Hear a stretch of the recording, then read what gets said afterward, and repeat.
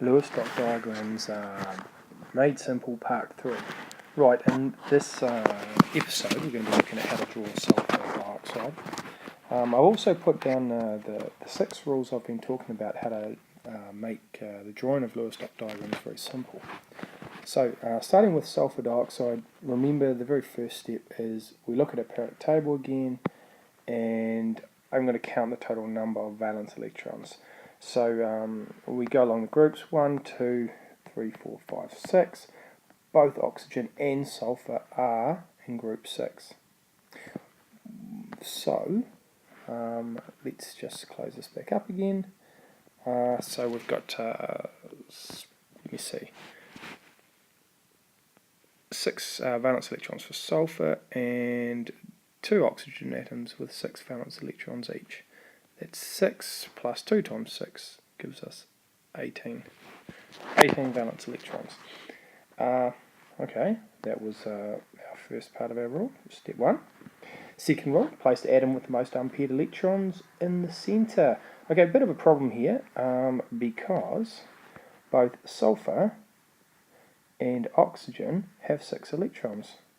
So they're both going to have 2 unpaired electrons. Now when you get to this situation, for this molecule obviously it would be symmetrical if we put the sulfur in the middle, but it so happens that if we look at the periodic table, that, let me just get this here, look at the periodic table, sulfur is further down the periodic table and has a larger molar mass, is a bigger atom than oxygen. So one actually other rule that we have here, apart from putting the most unpaired electron in the middle, is that the bigger atom will go in the middle when drawing Lewis diagrams. So if you have 2 that have the same number of unpaired electrons, the bigger one's going to go in the middle. So in this case, I'm going to put the sulfur in the middle,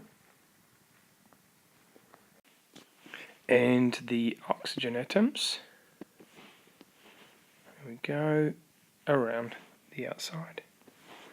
Okay, so I'm now going to put these 8 electrons, rule number 3 is it? There it is, so we're going to do rule number 3 now. Put 8 electrons around each of these outside atoms. There we go, 1, 2, 3, 4, 5, 6, 7, 8. Remember, I'm pairing them. And here we go. So let me put them over there. Cool. Just have a wee look at this. Outside atom has 8. Outside atom has 8. I've used 16 electrons, so I've got 2 more left. And I'm going to put those around the central atoms.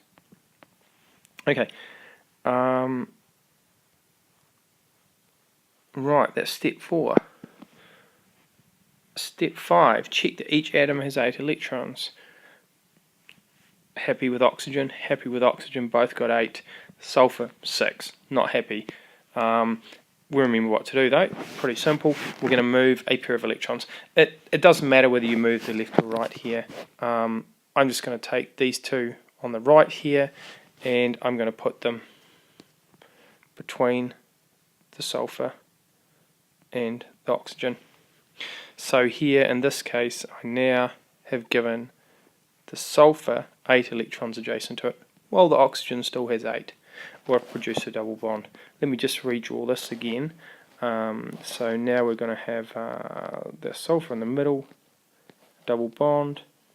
Oxygen now has 2 pairs of non-bonding electrons, okay, ones that aren't involved or aren't between atoms involved in a bond, and the other oxygen has 3 pairs of non-bonding electrons.